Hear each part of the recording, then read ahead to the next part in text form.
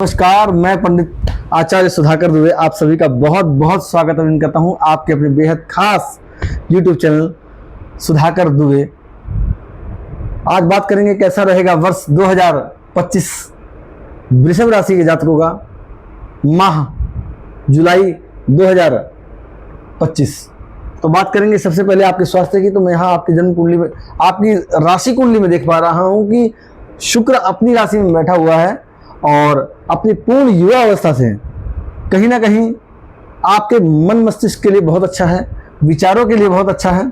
जन्म कुंडली और गोचर कुंडली के अनुसार यदि शुक्र आपके लग्न में है, आपकी जन्म कुंडली में परिस्थितियां उसकी अच्छी है, तो आपके लिए बहुत अच्छा होने वाला है। क्योंकि शुक्र से ही लग्जरी का विचार करते हैं, आने वाले ऐश्वर्य का विचार करते हैं। जो लोग अपनी जवानी में युवा अवस्था के अंदर ऐश देखना चाहते हैं, उनके लिए शुक्र की प्रधानता अति आवश्यक है। अगर शुक्र अच्छा है, बलवान है, तो उसके लिए बहुत अच्छा है। तो लग्न में स्वराशि होने से आप जो सोच रहे हैं वो होने की संभावनाएं बनी हुई है। अब बात करेंगे आपके धन की। तो यहाँ पर शुक्र, गुरु और सूर्य अपने वाणी के घर में बैठे हुए हैं, मिथुन राशि में बैठे हुए हैं, और बुध पराक्रम भाव में बैठा हुआ है। इसलिए वाणी का संयम बहुत अच्छा दिख रहा है। ऐसे लोग अपनी वाणी से बड़े बड़े लाभ उठा सकते हैं, अपने से ऊंचे और बड़े पद के लोगों का लाभ उठा सकते हैं, अपने बाहरी संबंधों का लाभ उठा सकते हैं, वाणी से अपने रुके हुए काम करवा सकते हैं और अपनी चतुरता का परिचय दे सकते हैं। बात करते हैं आपके पराक्रम की। यहाँ पराक्रम भाव में बुध होने से आपके पराक्रम में वृद्धि होती है। अपने किसी भी काम को यदि कर रहे हैं उसमें भले ही परिश्रम का फल कम मिलता है, लेकिन पराक्रम में कोई भी कमी नहीं दिखाई दे रही है। बात करेंगे आपके चतुर्थ भाव से, भूमि भवन और माता के सुखी। यहाँ पर मंगल बैठा हुआ है, भूमि और भवन का जो सुख है वो अच्छा दिखाई दे रहा है।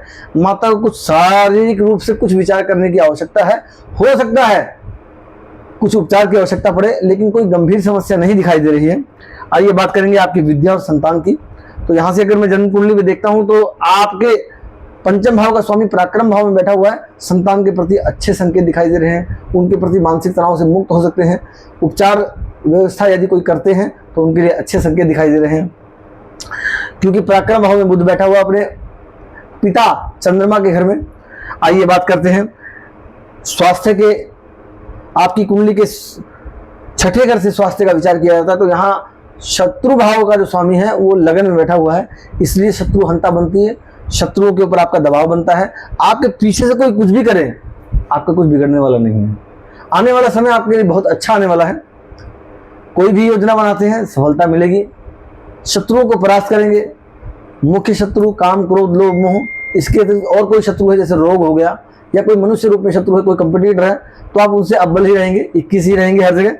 बात करते हैं आपकी जन्म कुंडली से, आपके सप्तम भाव से, जीवन साथी की।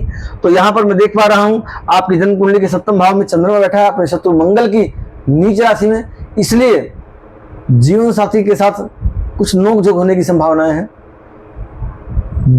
कुछ ऐसा है तकरार भी हो सकती है। यदि मित्रता बहुत अच्छी है तो वाद विवाद ना करें, ज़्यादा अच्छा रहेगा।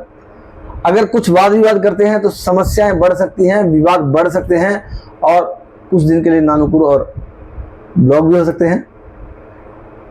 देखा जाए सप्तम भाव से तो यहाँ से विवाह का भी विचार किया जाता है, पार्टनर का भी विचार किया जाता है, और प्रेम संबंध जो होने वाला है उसका भी विचार किया जाता है।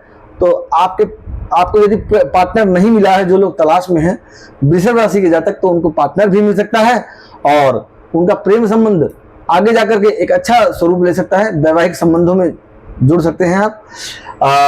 बात करते हैं आपके रोजगार की। तो यहाँ पर रोजगार का जो स्वामी है शनि, वो एकादश भाव में लाभ स्थान में स्थित होकर के आपके लाभ को बढ़ा रहा है। आपको यहाँ से फायदा मिलता हुआ दिखाई दे रहा है। और एकादश भाव, दशम भाव की बात करें, दशम भाव से रोजगार सुदृढ़ दिख रहा है। वर्तमान में कुछ उतार चढ़ाव जरूर दिखाई दे रहे हैं। और दशम भाव का स्वामी एकादश भाव में बैठा हुआ है।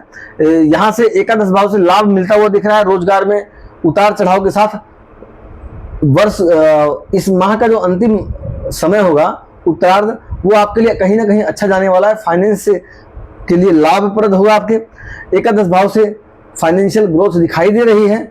आपको पदोन्नति की प्राप्ति हो सकती है।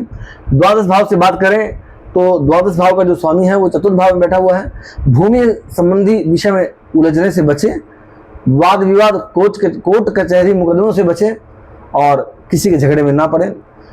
वृषभ राशि के जातकों को शुक्र का रत्न फायर ओपल, डायमंड या फिर जिरकान रत्न पहनना शुभप्रद हो सकता है। यदि आप के मन में कोई प्रश्न या संदेह है और भी कुछ जानना चाहते हैं तो आप मुझे कॉल कर सकते हैं, नीचे दिए गए नंबरों पर संपर्क कर सकते हैं। आशा करता हूं मेरे द्वारा दी गई जानकारी से आप संतुष्ट होंगे। आप स्वस्थ रहें, मस्त रहें, तंदुरुस्त रहें। इसी के साथ इजाजत लेता हूं। जय सिया राम, भारत माता की जय।